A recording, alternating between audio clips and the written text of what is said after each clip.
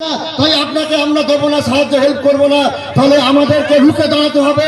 আপনার গ্রামের মধ্যে বুথের মধ্যে দাঁড়িয়ে এই থ্রেট কালচারের বিরুদ্ধে রুখে দাঁড়াতে হবে। রুখে দাঁড়ালে দেখবেন এই চোরেরা প্রত্যেকে লেজ গুটিয়ে পালাবে। যেমন বিনীত গোয়েল কলকাতা পুলিশ লেজ গুটিয়ে পালাতে বাধ্য হয়েছে।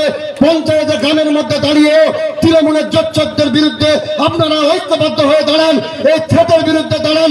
এরা লেজ গুটিয়ে পালাতে বাধ্য হবে। মানুষই শেষ কথা বলে এই গণ আন্দোলনকে তাই আগামী দিনে আরো বৃহত্তর করতে হবে। প্রত্যেকটা মানুষের স্বার্থে আমরা হাসপাতালে গিয়ে ডেপুটেশন দিয়েছিলাম। আমরা বলেছিলাম এই মহকুমা হাসপাতাল, এখানে বারুইপুরে একটাই হাসপাতাল, মানুষ আসে ফিরে যায়। প্রতিদিন কতগুলো বেড আছে, কতগুলো বেড নেই, আইসিইউতে কতগুলো বেড আছে তার লিস্ট দিতে হবে। প্রতিদিন মানুষের জন্য কত ওষুধ আসছে, কত বিভিন্ন মেডিকেল সরঞ্জাম আছে তার লিস্ট টাঙাতে হবে, যাতে এরা এইগুলো নিয়ে দুর্নীতি করতে না পারে। কারণ গোটা পশ্চিমবঙ্গের মধ্যে দাঁড়িয়ে শুধু মেডিকেল কলেজ নয়, প্রত্যেকটা হাসপাতাল, স্বাস্থ্যকেন্দ্রে এই দুর্নীতি চলছে। এই দুর্নীতির আতুর ঘরকে ভাঙতে গেলে এই গণ আন্দোলনকে আগামী দিনে আরো শক্তিশালী করার আহ্বান জানিয়ে সকলকে অনেক অভিনন্দন জানিয়ে আমার কথা শেষ।